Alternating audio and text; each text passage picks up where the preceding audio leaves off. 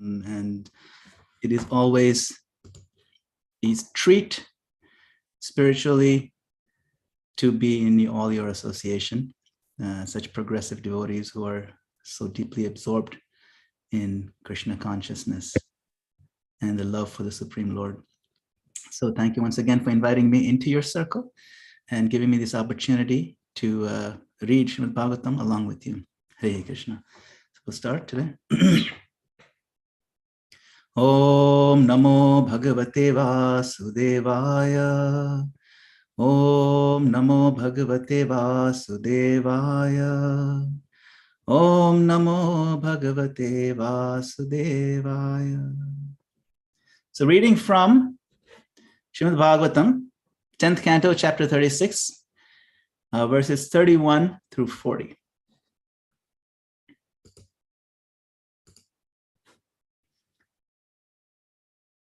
Nishrishta kila me mrityur devair vaikuntha samshrayai tavanaya samam gopair nandadyai sabhyupayanai. This is Kansa speaking as he continues story from yesterday. And just to set the background, Kansa is, he's found out that Krishna is in Vrindavan, and he's the one who has been, predicted to be his death of Kansa. So now he's trying to alleviate that by sending someone there and seeing if he can just kind of get rid of Krishna Balaram and put the whole issue to rest. So Kansa says, the demigods who are under the protection of Vishnu have sent these two boys as my death. Bring them here and also have Nanda and the other coward men come with gifts of tribute. Gata yishai hanitau kala kalpen hastina yadi muktau tato mallair gataye vaidyutopamai. So he says, after you bring Krishna and Balaram, I will have them killed by my elephant, who's as powerful as death itself. And if by chance they escape from him, I will have them killed by my wrestlers, who are as strong as lightning. Tayor nihatayo staptan vasudeva purogaman tadbandhun nihanishyami vrishni bhoja dasharhakan. When these two have been killed, I will kill Vasudeva and all their lamenting relatives, the Vrishnis, Bhojas, and Dasharhas. Ugrasenam chapitaram saviram rajakamukam tadbrataram devakam cha yechanye vidvisho mama. I will also kill my old father, Ugrasen, who is greedy for my kingdom. And I'll kill his brother Devaka and all my other enemies as well.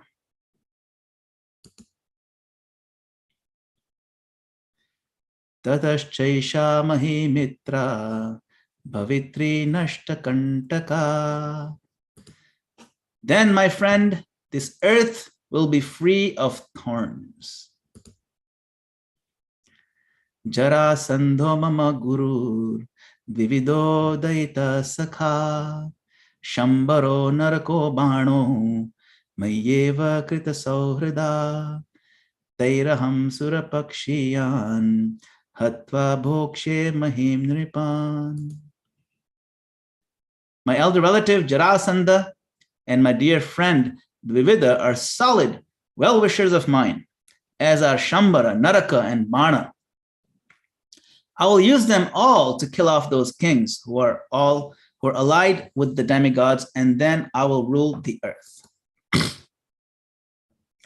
Etad gyatva naya kshipram Ram Krishna vihar bhakau Dhanur makha nirikshartham Drashtum yadu purashriyam.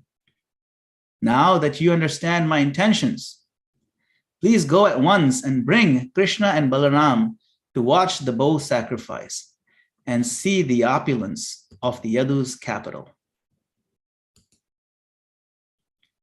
Shri Akrura Uvacha Rajan Mani Sitam Sadryak Tava Svavadya Marjanam Siddhya Siddhyo Samam Kuryat Daivam Hi Phala Sadhanam.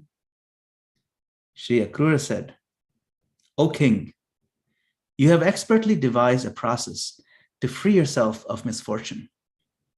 Still, one should be equal in success and failure, since it is certainly destiny that produces the results of one's work.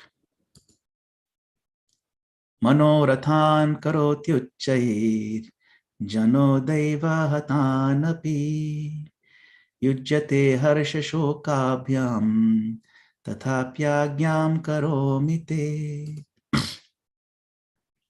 An ordinary person is determined to act on his desires, even when fate prevents their fulfillment. Therefore, he encounters both happiness and distress. Yet, even though such is the case, I will execute your order. In the purport, Srila Vishwanath Chakravarti explains that although what Akrura said was courteous and encouraging, his hidden meaning was far different. What he really meant was this: your plan is not fit to execute, yet I will carry it out since you are the king and I am your subject.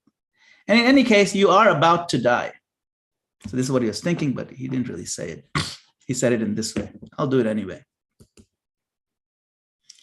Shri Shuka Uvacha Evam Adishya Chakruram Mantrinascha Visrijyasa Pravivesha Griham Kamsas Tatha Krura Swamalayam. Shukadeva Goswami said, having thus instructed Akrura, King Kamsa dismissed his ministers and retired to his quarters, and Akrura returned home. So thus ends the Bhaktivedanta purport, or the 36th chapter actually of the 10th canto. But let us continue the story a little bit and follow Akrura. So he ends up going to Vrindavan to bring Krishna and Balaram. So we're going to fast forward a little bit, and we jump now to the Chaitanya Charitamrita, where we see this scene being depicted and explained by Srila Prabhupada. Is in the purport of this verse. Srila Prabhupada is quoting. At Akrura's request, Krishna and Balaram left the house of Nanda Maharaj for Mathura. At that time, the mind of Srimati Radharani was disrupted, and she became almost mad because of extreme separation from Krishna.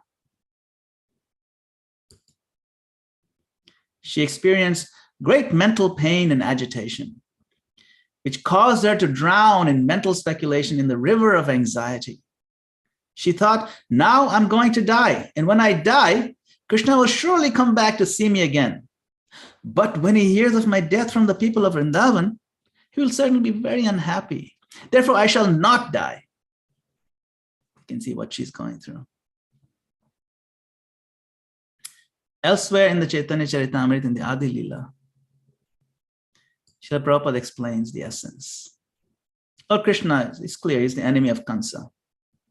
So this is now a description in the Rasa dance. Lord Krishna, the enemy of Kansa, left aside the other gopis during the Rasa dance and took Srimati Radharani to his heart. For she is the helper of the Lord in realizing the essence of his desires. So we can imagine the position of the Lord, Supreme Lord, the creator of everything, the source of all that we see, the cause of all causes. And he has unlimited desires as well. But she is the one, Srimati Radharani, who helps him realize the essence of his desires. It's very interesting, very deep, and very intimate. So I want to wish everybody today is Happy Janmashtami. So Ashtami means 8, and Janma means divine birth. So now you may think, no, it's not Janmashtami, it's a typo. It's supposed to be Radhashmi. Well, for us Gaudiya Vaishnavas, this is our Janmashtami. Why do I say that? What is Gaudiya Vaishnavas? See, Vaishnavas are those who worship Vishnu. Those who worship Krishna are known as Karshnayas. You don't hear that word very much. Those who worship Srimati Radharani are known as Gaudiyas. Yes. Those from Gaudadesh in the footprints of Chaitanya Mahaprabhu worship Srimati Radharani. She is the main boss. So for us, that is our Janmashtami, the eighth day, but also known as Radhashmi. So I want to wish everybody happy Radhashmi, and thank you once again for inviting me to the Bhakti Center Forum to kick off the celebration of this most important and intimate celebration of divinity in the universe.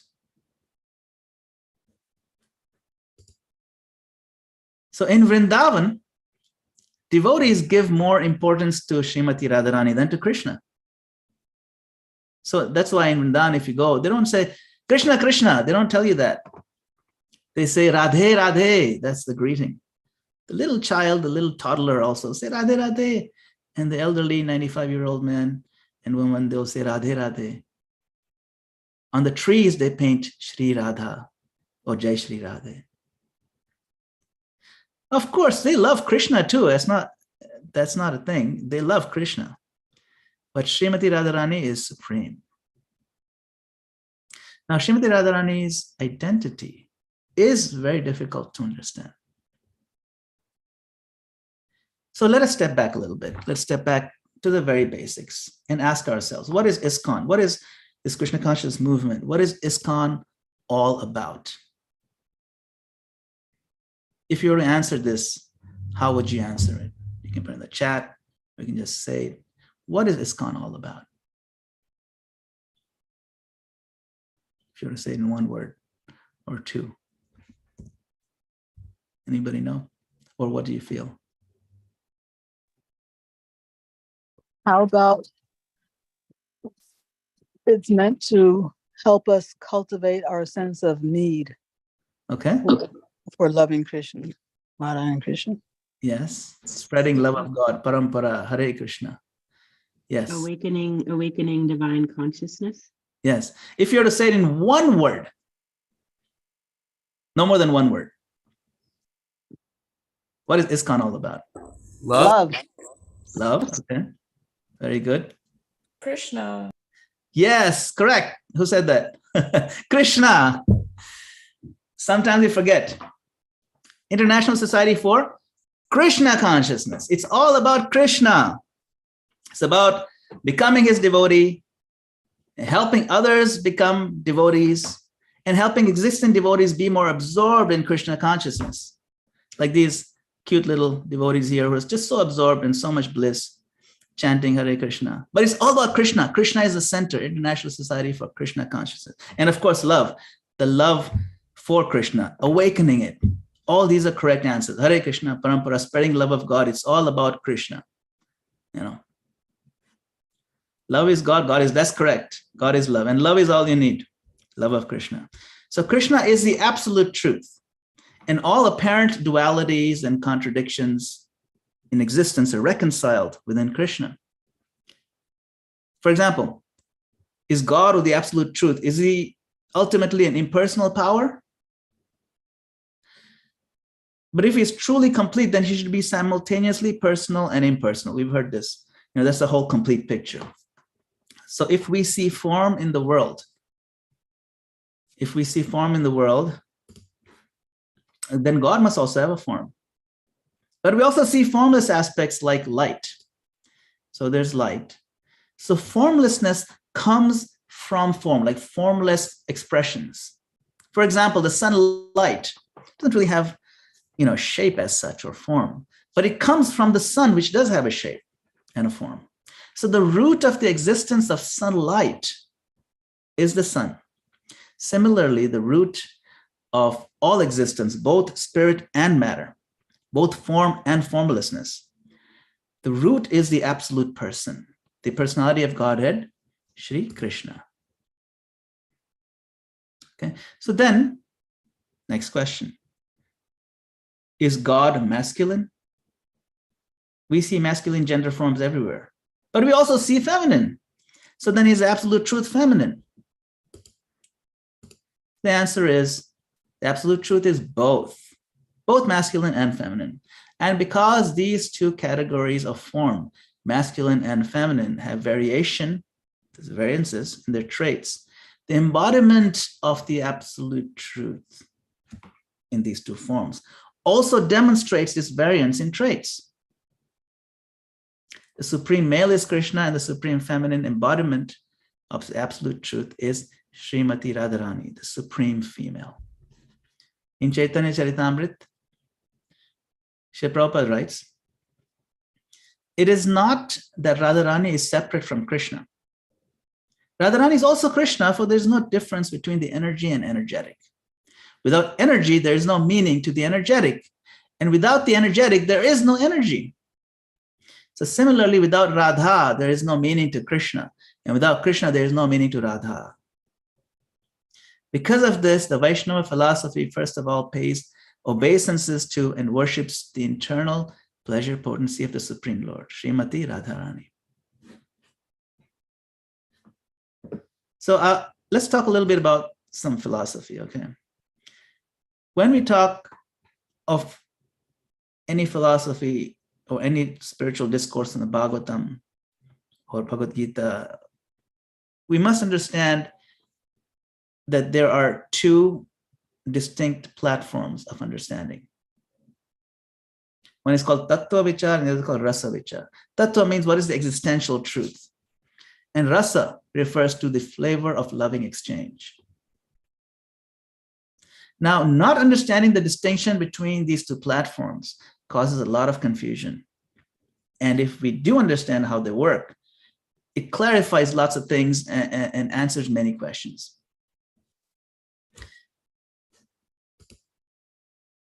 For example, it is said that Krishna never leaves Vrindavan. You might have heard that. And that the Krishna we see in Dwarka or on the battlefield of Kurukshetra is a different person. He's Vasudeva Krishna. He's not the threefold bending, flute-playing Shyama Sundar Krishna. And yet we also know that, Lord Krishna in other places, or Lord Rama, or Nrsimhadev, or Vishnu, these are all like Vishnu Tattva. They are the same person. So are they different or are they the same? On the platform of Tattva, existential, ontological understanding, they are the same, they're identical. That's the same person. It's like the same person wearing different dresses. But on the platform of Rasa Vichar, the variety and flavor of loving exchange, they're different. They are considered different personalities completely. That's why when we offer certain things to Krishna, we don't offer them to Nrsimhadev, we don't offer them to Lord Ram. Lord Ram, we don't offer him a flute to play generally, things like that. It's a rasa, although they're the same person. Okay? So then coming back now to Radha and Krishna.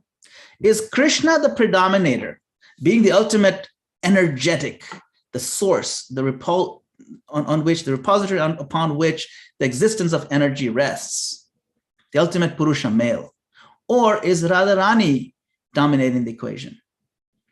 From the point of view of Tattva, we know that Krishna is Shaktiman and Radharani is the Shakti, the energy, energetic energy. The sunlight exists because it comes from the sun. Similarly, Radharani is the energy of the Lord. In that sense, on Tattva, Lord Krishna predominates. But now, when we come to the land of Vrindavan, where Rasa, the exchange of love, is the most prominent feature, not the ontological, philosophical Tattva, then we see clearly that Srimati Radharani predominates by far. She controls Krishna. She makes him dance. He will do anything to please her. This is her supremacy. This is her domain. It is her dominion. She is Vrindavaneshwari. She is the ruler. She's the one who calls the shots. And as Gaudiya's, she is our super boss. You know how you have the boss and then you have a super boss? She is our boss. So Krishna's own statement, and I'm going to stick to what Srila Prabhupada taught, what he spoke. I'm not going to venture outside what Prabhupada spoke or wrote. And here he writes, from Krishna's own statement, it appears that Radharani is the queen of Vrindavan and that Krishna is simply her decoration. Can you imagine? Like one of her little jewels or something. That's Krishna. It's amazing.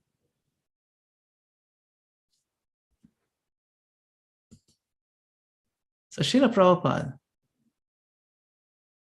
is an intimate servant of Srimati Radharani. And there are many indications. They're not very prominent necessarily, but they're there. That Srila Prabhupada is very dear to Radharani, and she's very dear to him. And it's really quite amazing. He starts from his very birth, from his very babyhood, when he was growing up. And Srila Prabhupada's father, Gaur Mohan De, would entertain a lot of sadhus, Vaishnava sadhus would come, and he would feed them, and then he would ask for their blessings. And he would ask them that, Maharajji, Sadhu Maharaj, please bless my son that he becomes a servant of Srimati Radharani. He was very specific. He didn't say, please make sure he becomes a Vaishnava. He said, no, I want him to be servant of Srimati Radharani. It's amazing, really sweet. Then later on, he took initiation from Bhakti Siddhanta Saraswati Thakur. Bhakti Siddhanta Saraswati Thakur, also known as Varshabhanavi Devi Daita Das. That's his another name. Varshabhanavi Devi. Who is that? That is Srimati Radharani, daughter of Vrishabhanu, her father. And in his Siddha Swarup, in his eternal state, he's also known as Nayana Manjari, Nayana Mani Manjari in his Siddha Swarup. So he's also an intimate servant of Srimati Radharani, and he took initiation in his line. So we all, Prabhupada Nugas, have taken initiation in that same line of intimate servants of Srimati Radharani. But here we see his unique connection. Now, Srila Prabhupada only talked a few times with his spiritual master. But every time he talked, he got very special, deep and important foundational instructions.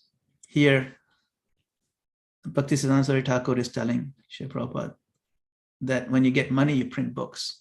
Don't get too entangled in the politics of Gaudiya Math or anything like that. You just focus on printing books, publishing books, and so on. And this instruction was given at the banks of, this is Radha Kund. Radha Kund being the most sacred spot in the entire existence. Strolling on this bank. So you can see a very intimate, there's a presence. Radha Kund is not different from Srimati Radharani herself. It's very special. And Radha Damodar Temple in Vrindavan, where Srila Prabhupada, just before he came to America, he wrote Srimad Bhagavatam there. You can see his writing there, and he's looking out as he gets inspiration from Rupa Goswami Samadhi. A small little room, when he had hardly any money, but he's preparing to come to the West.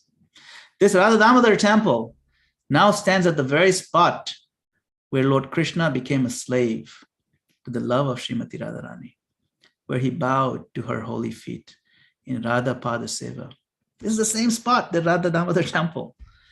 And this is also the eternal place of service and bhajan of Srila Prabhupada and also Rupa Goswami Srila Prabhupada.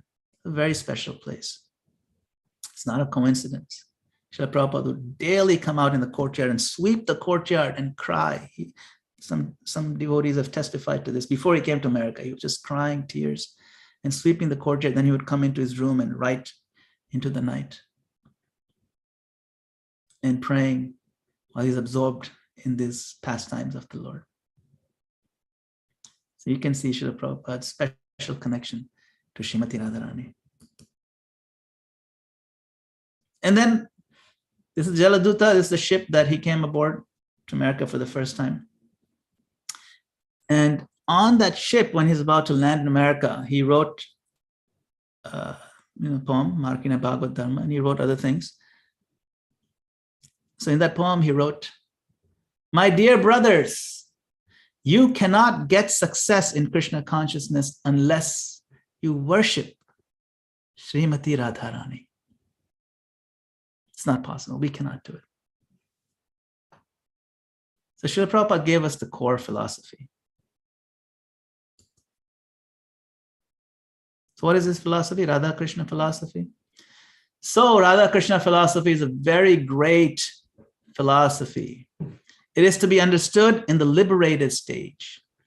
Radha Krishna philosophy is not to be understood in the conditioned stage. But when we worship Radha Krishna in our conditional stage, actually we worship Lakshmi Narayana. You have seen that picture, this Vidhi Marga and Raga Marga. Radha Krishna worship is on the platform of pure love, and Lakshmi Narayana worship is on the regulative principles.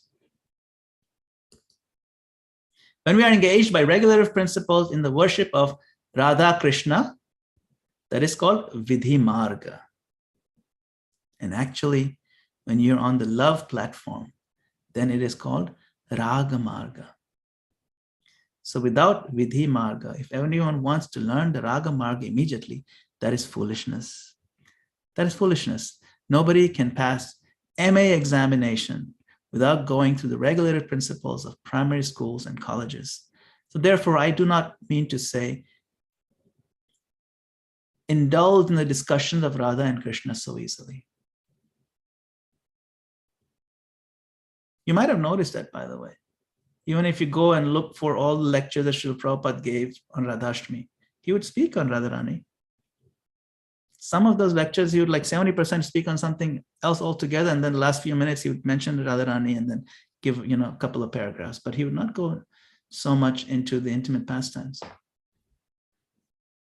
That's something for us to take note as followers of Prabhupada. Are we in his same mood, his emphasis? Are we in line with his mission? But Prabhupada goes on in this, he says, all glories to Radharani. Doesn't mean we don't talk about her, but we can do so in the footstep of Srila Prabhupada. Radhe Jaya Jaya Madhava Daite. She is so dear to Krishna. Krishna. Everyone is trying to love Krishna, but Krishna is trying to love somebody. How great she is. Just try to understand. Everyone, the whole world, the whole universe, all living entities, they are trying to love Krishna. Krishna Prema. Lord Chaitanya describes Prema Pumartho Mahan. And Rupa Goswami described that you are distributing Krishna Prema. So Krishna Prema is so valuable. But Krishna is after Radharani. Just see how Radharani is great. Just try to understand the greatness of Radharani. Therefore, she is so great. And we have to offer our respect. In the Nectar of Devotion, Prabhupada writes, instead of offering obeisances to Krishna, I highlighted this, instead of offering obeisances to Krishna, devotees offer obeisances to his compassionate nature. Actually, because Krishna is the Supreme Personality of Godhead, it is very difficult to approach him. But the devotee is taking advantage of his compassionate nature, which is represented by Radharani, is embodied by Radharani. Always pray to Radharani for Krishna's compassion. So that's our priority. Elsewhere, Bhaktisiddhanta Saraswati Thakur has said that we are devotees of Srimati Radharani. She is our supreme queen. We serve her exclusively. She happens to like this person, Krishna, so we also serve him, but our focus is Radharani. It's amazing. So then, how can we, all of us, as devotees, especially if we're trying to purify ourselves through this process of sadhana bhakti, this vidhi marg. How can we meditate and pray today on this most auspicious and sacred of days? What are some of the ways we can approach this meditation?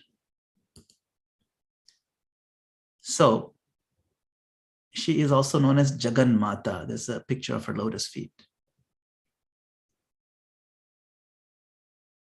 Can reflect on how we can and should always run to the shelter of Jagan Mata, the mother of the universe, Srimati Radharani, for special mercy to help us overcome all obstacles in our spiritual success, and deeply chant Hare, Hare, the first opening name in Mahamantra, with the feeling of helplessness and crying out, because she's the Supreme Mother, Supreme Energy, Daivi Prakriti, the divine energy. So our success will not come from our own energy or from our own strength, but from her supreme strength, her invincible yet gentle and delicate power, the power of grace that can lift us without scratching us because it's so delicate. And we know that in Vrindavan, Srimati Radharani rules. She's the main boss. She's in charge. So why should we approach anyone else anyway? Understand her divine position and chant her name with feeling. Srila Prabhupada. Let's meditate on how Srila Prabhupada drew his strength and blessings from her throughout his life, right from his childhood. Remember how Srila Prabhupada is very dear to Srimati Radharani from the very beginning and so on. And then Lord Chaitanya Mahaprabhu. We can absorb our minds on how the Lord himself loses his own sense of decorum and normal behavior when he comes in contact with her golden power and himself turns into the love-intoxicated form of Gauranga.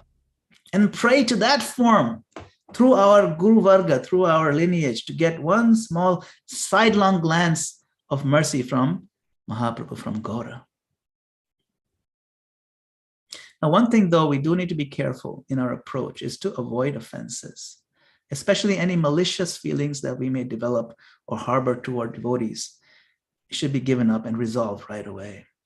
The world, our whole spiritual world, our progress rests on us avoiding these offenses. This aparadha means offenses, right? Apa means against. And Radha means devotion, or aradhana. It comes from aradhana, means devotion.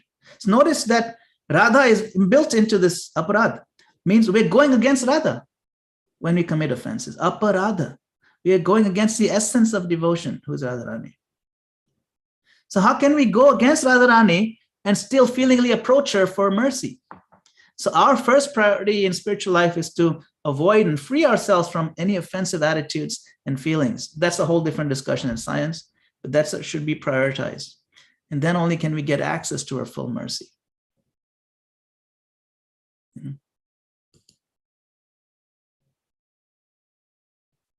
When Srimati Radharani was born, her eyes were closed. And her family was quite startled, and she wasn't opening her eyes at all. And they're realizing she's not seeing anything. She's not being able to open her eyes. And so her mother, Kirtida, started to cry in distress. What is going on?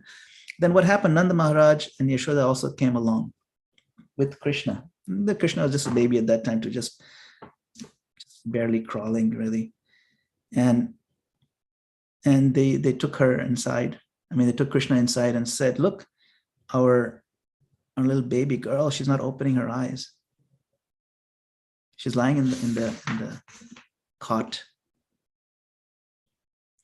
And Krishna climbed down from the lap of Mother Yashoda. He crawled up over. And he entered the room where Radharani was laying. And then he touched her eyes, her gentle baby eyes. And immediately she opened them, and everybody was celebrating.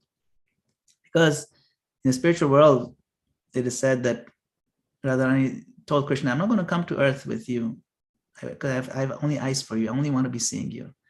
Krishna says, sure, I'll make sure of that. She said, I'm not even going to open my eyes until you come. this is their agreement. So this is the fulfillment of that agreement. It's very sweet. Like that, there are so many wonderful pastimes of the Lord. They're absolutely adorable and steal our heart. It's the highest truth. It's the play of the divine. How do we approach?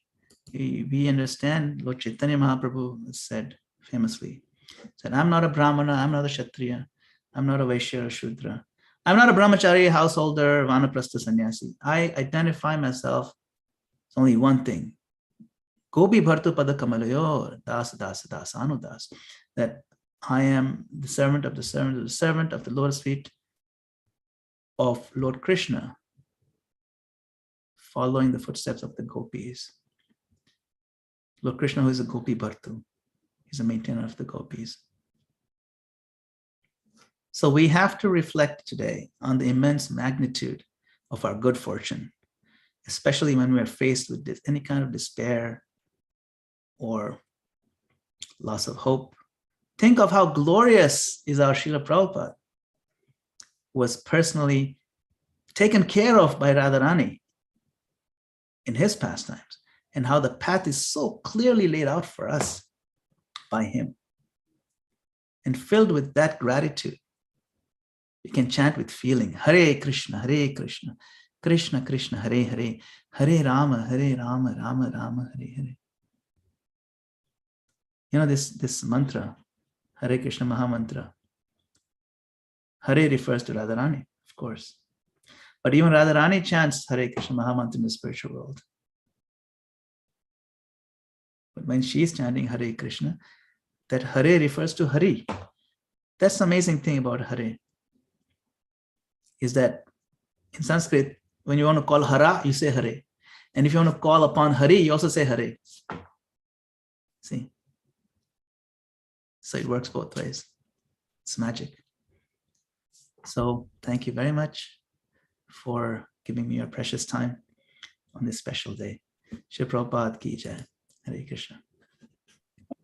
Thank you, Madan Gopal Prabhu. Wonderful class. Gil has a question. Hare Krishna Prabhu. Yeah, I have a couple things, but first, I missed when you were saying something about little jewels in connection with Radharani. Do you remember that? Yes, that was the slide. It was about how Krishna is just a decoration on her, and she is the real. Oh, yeah. Yes. Okay. So thank you. My actual question has to do with the fact that Krishna is God in terms of ontology, and Radharani is the God in terms of rasa. So for me, that means that, Krishna is God when it comes to, his position, his power, his control over what we can and cannot do, like this, and whereas Radharani is the goddess when it comes to the fact that she basically controls our heart, in the sense that she captivates our heart, or something like that. I don't know how you would think about it. Yes. So first of all, we should never understand Radharani separate from Krishna. It's not that Krishna does one thing and Radharani does something else in our heart in that sense. How it works is that we approach Radharani to access her mercy and then Krishna's mercy also. So we may be in some circumstance where Krishna may not be showing us mercy. So we can petition Radharani, and she can petition on our behalf. And Prabhupada talks about this in his lectures. He says, I may be even a not devotee, but if I approach Srimati Radharani, then Krishna will accept me. But if I approach Krishna directly. So, okay, we understand ontologically Krishna is in control. But when it comes to devotee and relationships, Radharani controls Krishna, who controls everything else. You see, so even in that sense, she is the supreme controller because she controls him. He's the one holding her feet. So when it comes to accepting recommendations, Krishna may have ordinarily rejected me, but because I'm coming through the path of Radharani, okay, then he will make sure that he will do everything it takes to accept the person coming through Srimati Radharani's line. That's the way to understand it, you know. It's like the husband is the head of the house, and the wife is the neck. You've probably heard this. Is the neck controls which way the head moves. You know? It's kind of like that.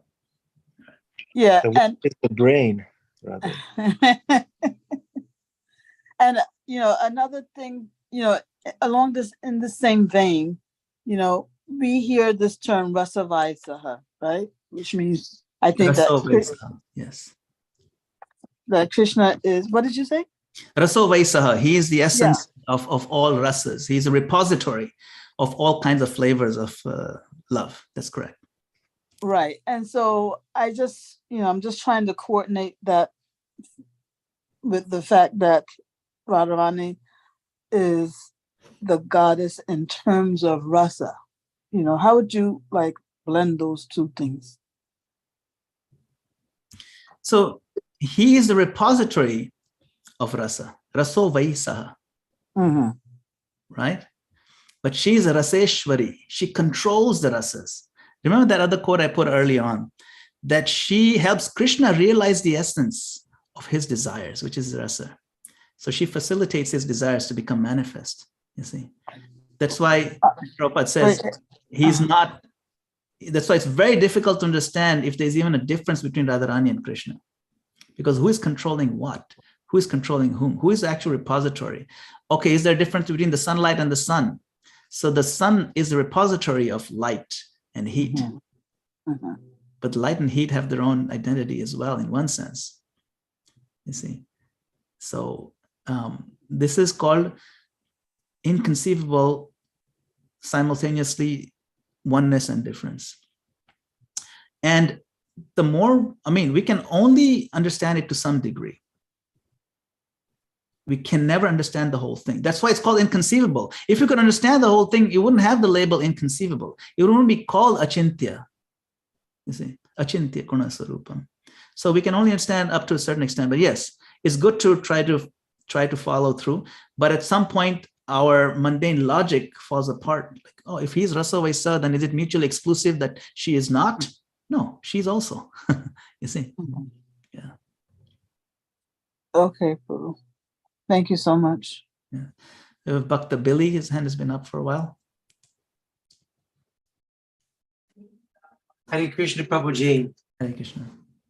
I just wanted to say thank you so much for this wonderful class. I wanted to share a reflection. Can you hear me okay? Yes. Just last year, I was at the Radha Govinda temple, Sri Radha Govinda temple in Brooklyn, right? And I'm sorry, it was this year. I was praying to Krishna. I was like, Krishna, this depression is killing me. I don't know what to do. I come over here and I still feel. So one of these devotees approached me and she said to me, pray to Radha. Pray to Radha. Say Hare she said Hare Radha. She said something to me. She said Hare.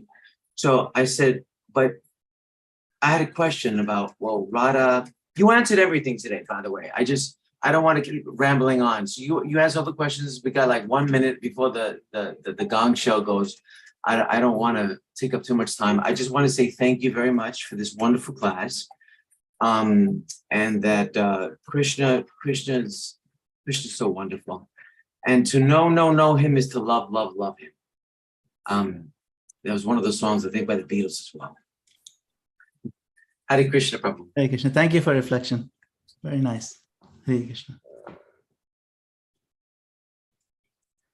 Okay, we have Damodar Priya's hand up, but I think we'll take it on the other side. Are we going to open? Oh, mine is real quick. I just wanted Okay. to thank you, Madan Gopal Prabhu, for quoting my Big Fat Greek Wedding in Yes. Bhagavatam class. I so appreciate your sense of humor coming through in that subtle way. Thank you for glorifying Radharani.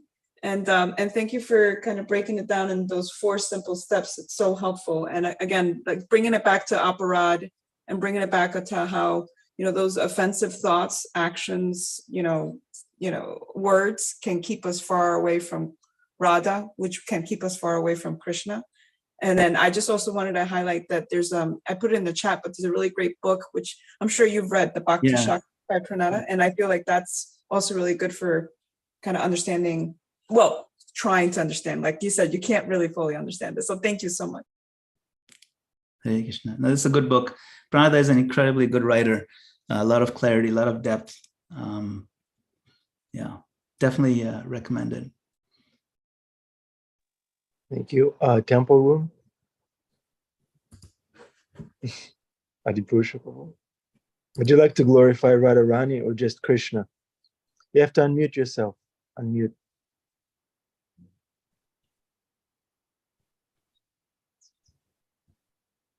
It's the bottom left.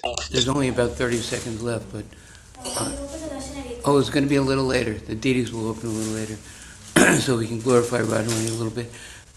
Madan Gopal, well, you're amazing. So wonderful hearing from you about the glories of Srimati Radharani. And you mentioned that it's inconceivable that she's beyond our logic and beyond our capacity to really understand her or sufficiently glorify her. And there's just one tiny pastime that happened here in Radha Muralidhar's temple room. We mentioned this before. There was a girl from David Prasta's wife, I think her name is Mother Patience. She wanted to make an outfit for Radha Muralidhar. So there was this little Indian gentleman, Pujari, and she brought a tape measure. Can you hear me okay, Madan Gopal? Yes? Yes, I can hear you. Go ahead. She brought a tape measure, and she gave it to the Pujari and said, can you measure Radharani? And he went on the altar, and he was there for quite a while. And then he came out, and he was crying. He was actually weeping. I can't measure Radharani. He couldn't bring himself to measure. I can't measure Radharani. Like that. And so finally, she said, "Well, just give me one of the older outfits, and it'll help me to make." But he couldn't bring himself to measure her. And the sentiment of realizing that many people even hesitate to speak about Radharani because she's so tender and compassionate and loving and caring and reaching out to us and helping us to come to Krishna in such a formidable way that is beyond our capacity to fully express it and appreciate it. Anyway, that's amazing. It's an amazing realization, or amazing Leela, because it's like, Bhaktisiddhanta Saraswati Thakur, he calls the material world the measurable world. We're living in the measurable world. By contrast, the spiritual world is immeasurable. So even while we are in the measurable world, we can appreciate this Pujari's understanding that Radharani is not measurable, because she is from the spiritual world. You can't put inches and centimeters and those kind of numbers on Radharani. That's why you'll see some devotees, especially from the older generation, when they're describing the size of their deities, right? They don't say, oh, my deity is this much or this much. They'll put the hand like this upward to indicate this. The deity is infinite upward. They'll never put this way. They do it this way. It's kind of interesting. If you maybe that's something you might want to learn also, if you want to. But that is something for us to keep in mind, that the spiritual world is not measurable, whereas everything here is measured. People try to always size you up, but someone who's unlimited, how can you size them up, and how can you even claim to put numbers on them? And yet you say, my deity weighs this many grams and is about, this many inches tall and so on. But those are just, they're just indicators. But it's an interesting concept, and it's interesting to reflect why the devotee was so moved he couldn't get himself to use the measure tape. And there's a deep philosophy behind that sentiment. It's not just shallow sentimentalism. That's the thing with Krishna consciousness. It appears to be sentimentalism, but the philosophy is so sophisticated and as deep as you want it to go. Yeah, the deep sentiment that he was showing, I was shocked. I was shocked. He was weeping, sincerely crying. He just had such a tender heart and such love, and that he couldn't pretend that she had any limitation. I want to take a moment to thank all the devotees joined from our Tobacco Yatra, our New Jersey, at least our little Tobacco group. So quite a few of our devotees have come from there. So thank you all for joining today's celebration of Radhashtami. A great way to kick off this day. Yeah, thank you, Tobacco group. Is there a question from the Tobacco group, maybe? Or a reflection, since you were here? Tobacco group? Go for it, yes.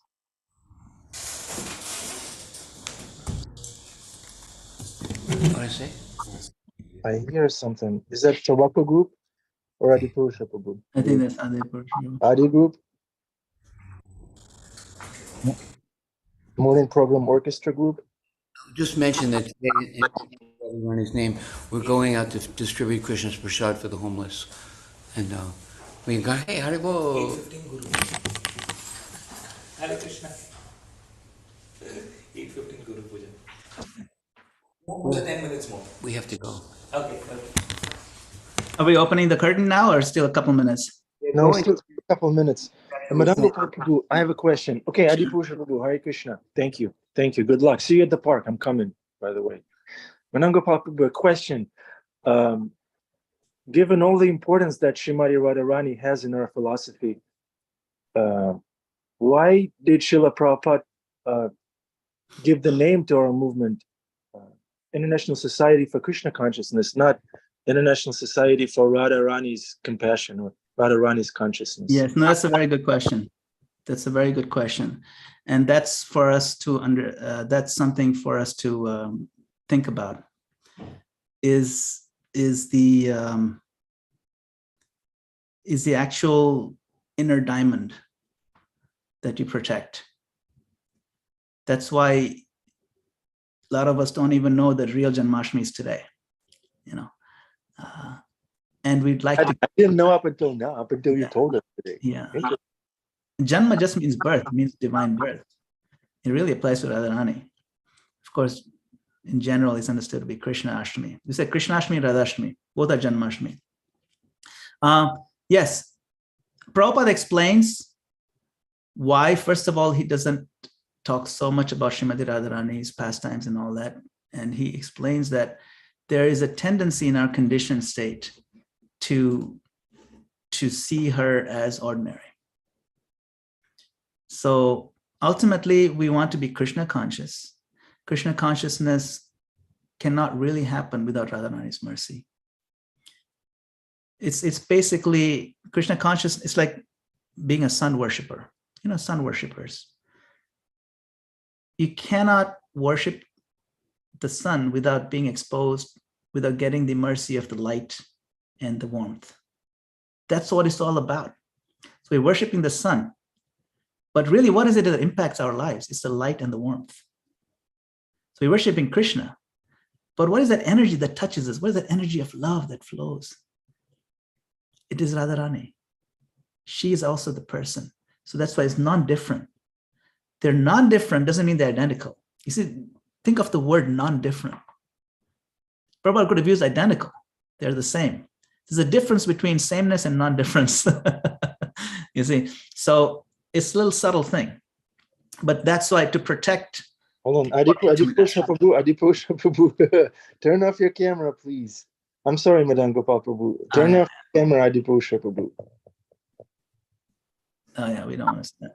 Okay. Yeah.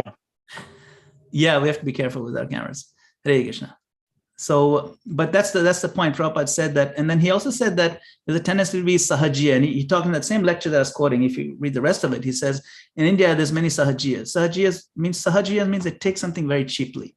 that, okay, I can also be Radharani, and Radharani is just another one of his girlfriends, and then the loving exchange between Krishna and Radha are just like, boyfriend, girlfriend, but it's not. It's something much deeper. And so to protect that whole thing, to protect that understanding, and at the same time, he doesn't leave her out. In the temples, Radharani is right there. On the cover of the Krishna book that we give out to everybody, Radharani is right there. So she's not completely hidden. But at the same time, even if you read the introduction to Krishna book, Prabhupada writes, someone seeing the cover of this book may ask, who is that blue boy? And who is that girl with him? And then he goes on to explain about Krishna, but he never answers the second question in that introduction. He never even answers it. He doesn't even say that girl is Radharani or nothing. It's interesting. He kind of avoids that question initially. So that also gives us some clues. Keep her protected, keep her position protected, but at the same time, don't leave her out. It's a delicate balance. And so because Prabhupada did everything perfectly, we see how he did it perfectly. We try to follow in his footsteps and apply the same amount of balance. We also don't delve so much into they're available. Rupa Goswami has written tons of stuff of pastimes between, Radha and Krishna. The Acharya has written so much stuff, but Prabhupada didn't talk so much about it. We can read it, but we don't go out and distribute it. Even this pastime, as I read about Krishna crawling into the cot and opening her eyes and stuff. Prabhupada didn't talk much about that either. I just chose it because it's kind of cute and sweet. We can't really misinterpret it as something, else. But there's so many other pastimes that could be misinterpreted. That's the reason. Thank you, Madan Gopal Prabhu. Very clear, balanced answer, backed up by Srila Prabhupada himself. Thank you, Prabhu. This is why we love you when you give class. Yeah, very. Gail, is that a question from Gail before? has another comment. Yeah. I hope we have time. Well, for one thing, it's amazing how I had a burning question from another class, and your description of the God, Radharani as goddess and Krishna as God was such a direct super soul experience in answering that question. Anyway, my question was, I wonder if you could have elaborated on the fact that we, as sadhakas, we are actually worshiping Radha and Krishna as Lakshmi Narayan, and why the need for that, to worship them in that mood. Yes, that's a good question, and why Prabhupada mentions that here. So we first of all need to elevate ourselves from animal life to human life. So animal life means we just eat anything, do anything. We don't care for rules, regulations. Become human life. So observe for regular principles. We live a clean life. And then we realize we need to have a connection with the divine. Okay. So then you move from human life up to the next stage of approaching transcendence or spiritual life. Now, because we're coming out of a deep state of conditioning, the dormant love that flows spontaneously from the heart is still covered. It's covered by a lot of subtle layers now. And we may misunderstand so many things to be materialistic, just like I was saying, Sahaji is. So how do we worship Radha Krishna while we're still covered with so many layers of subtle conditioning? So the safest platform, the only viable platform by which we can approach divinity is through awe and reverence. Awe and reverence and a structure of rules and regulations for us to then gradually elevate us from conditioned life to transcendental life. Okay. That's the only platform that's viable. We cannot jump to the highest platform, which is a spontaneous loving exchange, which is completely pure from all sorts of material conditioning and material inebriaties. Therefore, now awe and reverence. Remember we talked about tattva and rasa? On the tattva platform, Lakshmi Narayan is the same as Radha Krishna. But on the rasa platform, they're different. And rasa platform, Radha Krishna are the highest, although it's the same person. You see. Now, like I mentioned, you can't offer the flute to Lord Ram. So you can't offer awe and reverence to Radha Krishna. It's not in the rasa. It is not the mood of Vrindavan. Mood of Vrindavan is spontaneous, where you can exchange love as like a motherly or fatherly kind of person, or as a gopi, or as a friend. You jump on his shoulder, he jumps on your shoulder. But we can't go on the altar and jump on Krishna's shoulder, pretend that I'm one of his friends. It doesn't work that way, because we are still conditioned. And if you think you're not conditioned and you try to do that, we'll probably have to call the cops on you. So, we don't want to jump the gun, so to speak. Therefore, in our conditioned state, we have to we have to execute our duties of Krishna consciousness on the platform of rules and regulations on reverence, like Prabhupada said, and then we'll graduate as we get purified to the MA, Master of Arts or whatever. But we're still at kindergarten or primary school. As gradually, when we get purified, the spontaneity becomes manifest in due course of time. That is Srila Prabhupada's promise. And then, even when we've reached that level of spontaneity, to set the example, we still don't jump on the altar and jump on Krishna's shoulder. Prabhupada didn't do that, even though he may be on that platform. He still set the example to teach. So then internally, that spontaneity may show up in different ways, you see, while still remaining within the framework of rules and regulations. Yeah, I was, I'm going to have to meditate on that more. I strongly recommend that lecture that I quoted. Maybe I'll send it to you.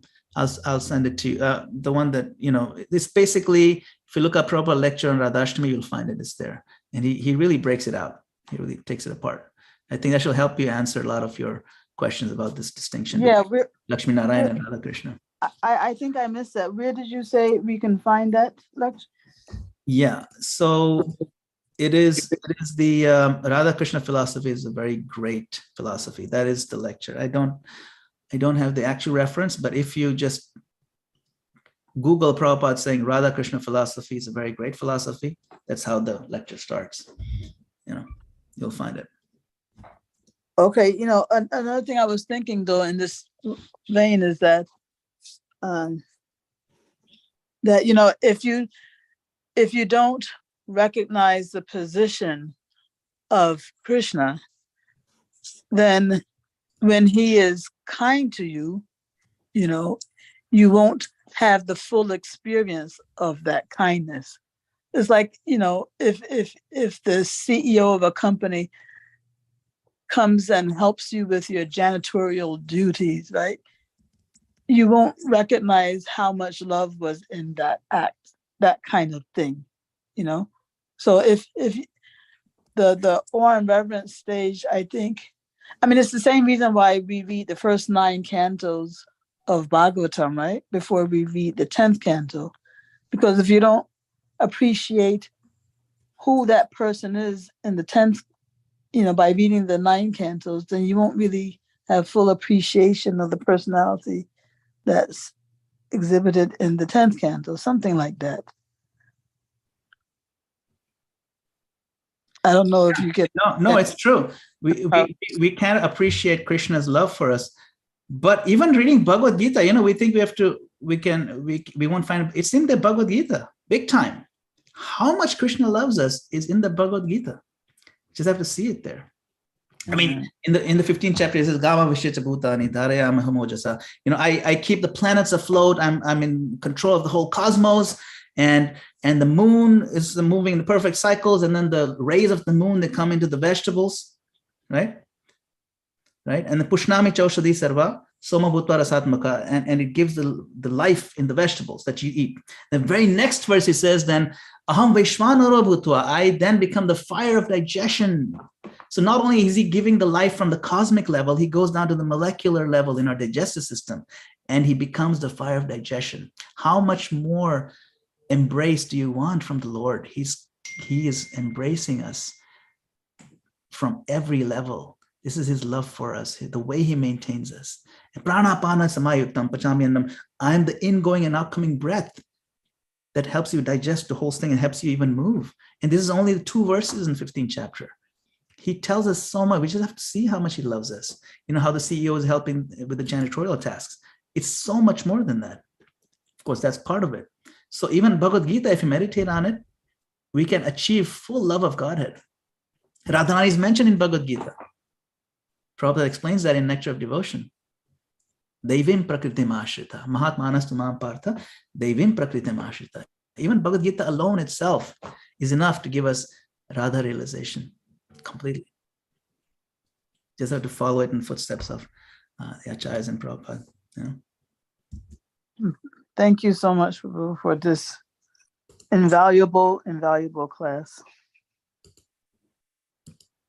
By the way, the reference for that lecture, if you want to make a note, is Prabhupada giving a lecture in Montreal, August 30th, 1968. You see Montreal, August 30th, 1968. In Montreal, this is Radhashtami Day.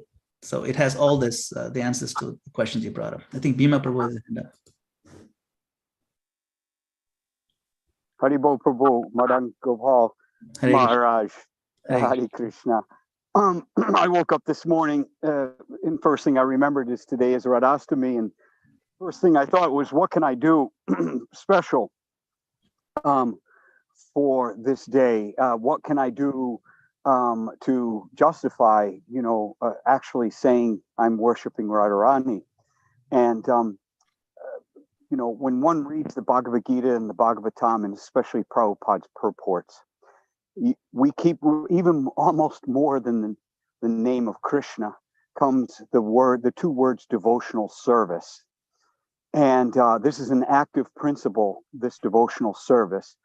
And Radharani is the, how do you say it in Sanskrit? The rupa, the form. The embodiment. She's actually the embodiment of devotional service. So I can only say, as someone who is not philosophically inclined, can't memorize a shloka to save my life, but who can work like an animal and can find myself fully engaged, that whenever I have had the blessings of being fully engaged in devotional service, actually the active principle of becoming a part of this mission, not just obviously chanting and dancing and feasting, but there comes a time when we want to share these things to people, to other souls, to we're all homeless, so to speak, capital H, to other homeless souls in this world. And when we share these stories, when we share this love, when we share our happiness, our vibe, that somehow we have stumbled upon a treasure that's unlimited, immeasurable, and that when we share that, who we are, with other people, if we join a mission as you have in building this wonderful temple, a place where the whole world can find a home, or whether it be Adi's Pushpatam or the Bhakti Center with inviting people into the subtle yogic arts of bhakti, all these things, when we're engaged in that mission, if we want to understand what Radharani is all about, we only have to lose ourselves in devotional service, and then it's revealed. Like, we can spin our heads all we want and end up either sahajas or confused, or, as Prabhupada said, putrefied instead of purified. But if we engage in devotional service, even without a thought in our heads, like mine, it's crickets in there. We engage ourselves in this mission of sharing Srimati Radharani's grace, Lord Chaitanya's mission, then it is revealed exactly what this love affair is all about. That's what I'd just like to say, what I was taught by Radhanath Maharaj, and why I always seek to serve and be around the devotees. Hare Krishna. Wonderful. Thank you for your realization. That's a very powerful point. That seva, the service, it's what reveals it. And this is not a speculation. This is directly from Nectar of Devotion. Radha Shri Krishna namadi na bhavet grahyam indri sevan mukhehi jivado swayam eva spuratyada. That means Krishna is not available to our senses. He cannot apprehend him.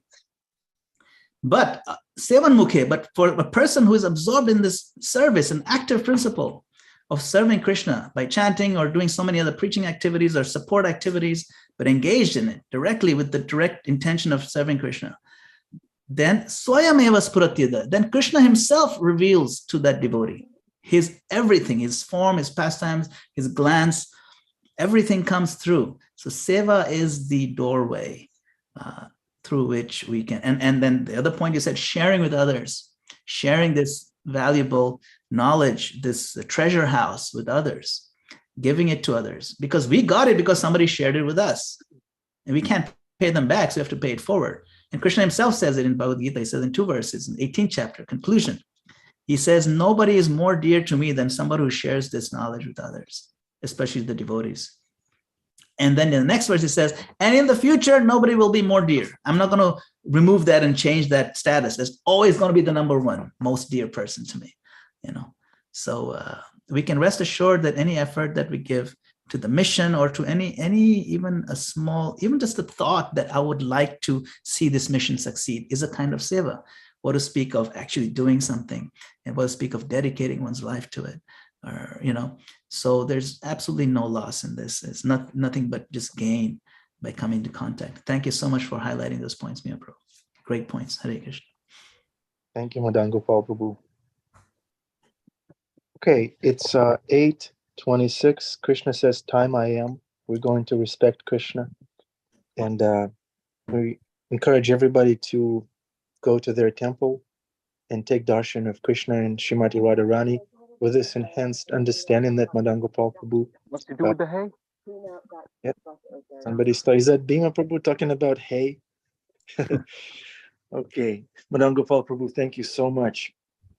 Thank you very much. Wonderful Thank you class. for having me. Hare All Krishna. we can say.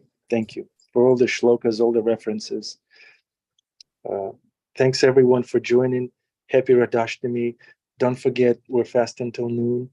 Go to the temple, dance, chant, feast, and share with others. Okay, Hare Krishna. Tavaka group. Radhe.